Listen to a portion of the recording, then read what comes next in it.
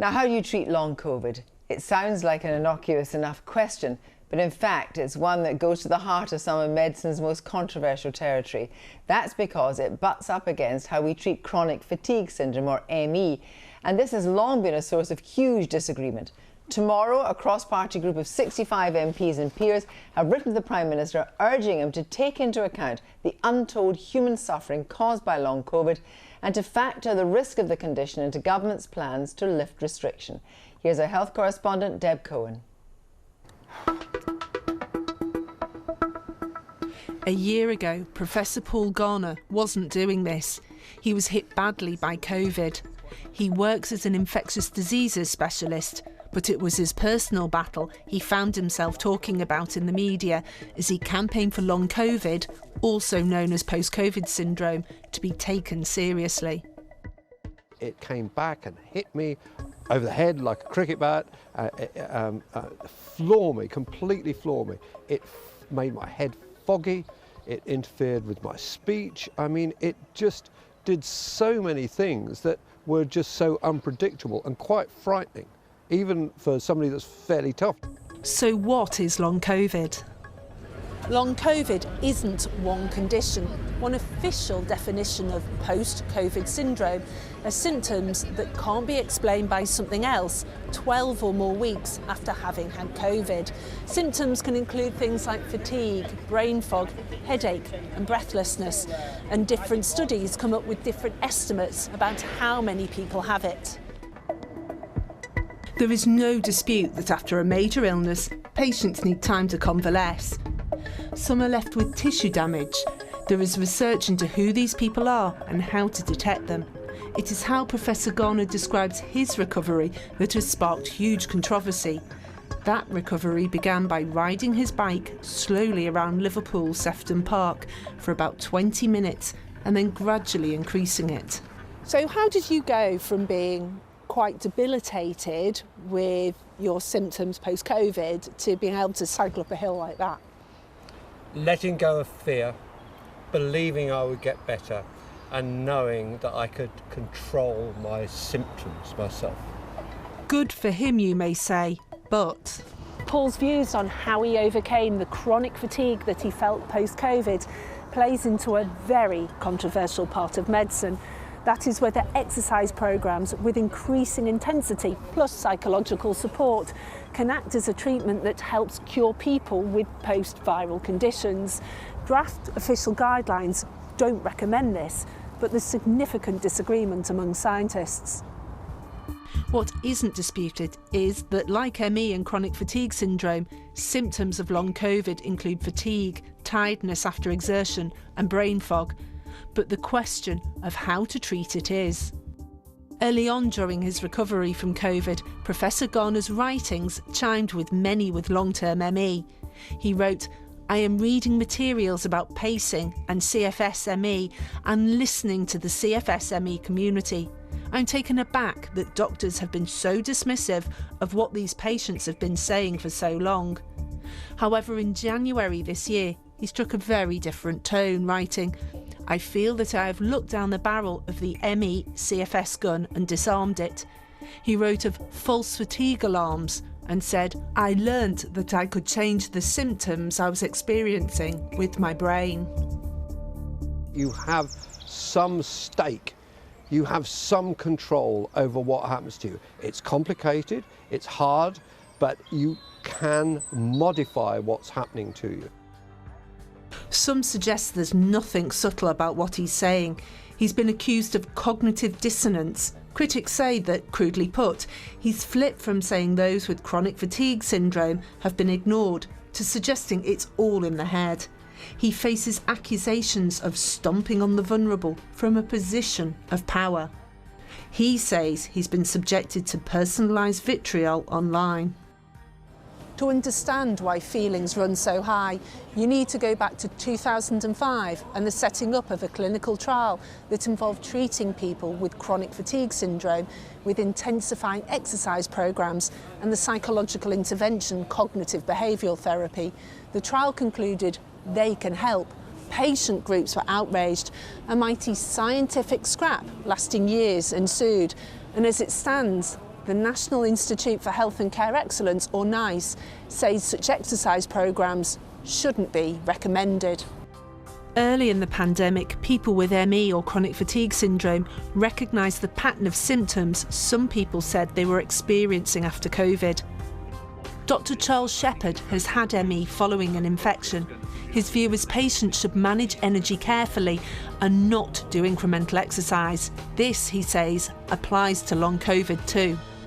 And our experience with people with ME is that this can actually make people worse rather than better. There's another group who are much more in the, if you like, the sort of ME/CFS group, who've got long COVID persisting beyond 3 months, who are not recovering, who are not getting better with exercise regimes or whatever, and in whom I think a management plan which is much more consistent with what we do in ME/CFS is going to be far more appropriate for them.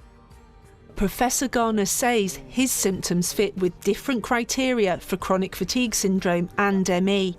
And just because he's found that exercise helped him to recover doesn't mean he didn't have it.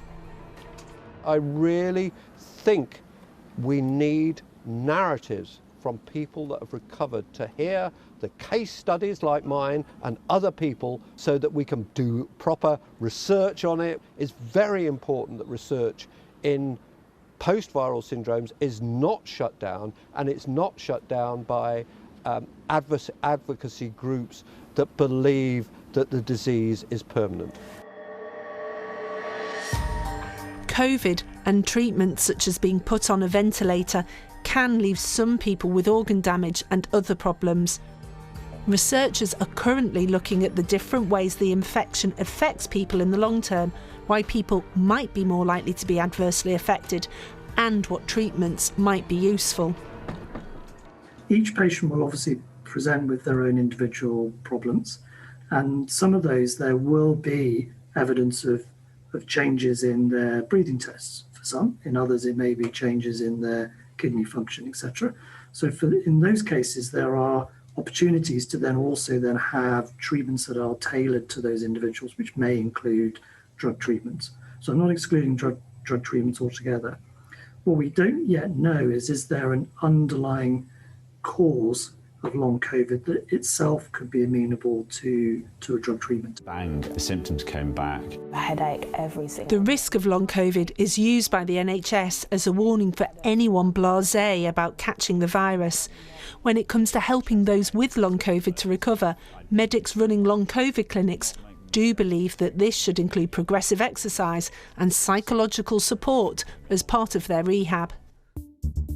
A survey of over 1,000 clinicians showed 87% supporting the use of intensifying exercise programmes and 90% backing support for mood disturbances linked to anxiety and depression. Helping people with serious heart and lung problems to recover, including people who have had infections, is something Professor Sally Singh has been doing for years. She's now running a long COVID clinic, and a small cohort of people have now been treated. The programme includes extensive clinical evaluation and rehab, and there are signs that exercise programmes may be helping. We found that their exercise capacity improved significantly, as did their fatigue. And what was interesting was that a number of people that came into the programme were actually scoring quite highly on our fatigue scores. So we were really encouraged, one, that exercise didn't make people worse, which is important. And secondly, we actually were able to make people's fatigue better. And there was some hint that we were able to improve their cognitive function as well. One big unanswered question is how widely and how badly persistent symptoms after COVID presents in children. It plays into one of the big unanswered questions: should we vaccinate our young people? Dr. Elizabeth Whitaker is researching these persistent symptoms in children. Is it quite hard to separate out what might be physical symptoms and what might be psychological symptoms, them experiencing the pandemic in different ways? I think every child who experiences a symptom has that symptom. Whether that symptom is exacerbated by fear and anxiety and worry because school's been closed and they've lost their routine and they've lost everything that's normal in their lives is kind of irrelevant, because they need support to recover from that symptom. And our job is to support them through that, whilst understanding more about how much of it is absolutely virus in the blood or driving it, and how much of it is post-infectious things, and how much of it may just all be anxiety and fear related. And we don't know that yet, and it's really key that we understand that. Those with ME and chronic fatigue syndrome think all the research into long COVID could benefit those with ME, but say they have plenty to offer in the other direction too. This needs to be a two-way process.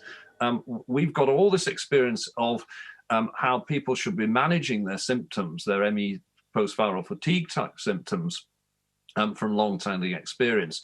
And it would be nice, I think, if the long COVID community were benefiting from that expertise that we built up over many, many years. The symptoms are absolutely real. It's how you then deal with them that is different. People say it's all in the head. And that it's not true that it's all in the head. It's the relationship between your central nervous system and what you're experiencing in the rest of your body. So it's still a real experience, but it just doesn't fit the biomedical model. The distinctions may sound subtle, but in the debate over how to treat those recovering from a virus, they're anything but. And they're pivotal to how we as a society make sense of long COVID's shadow.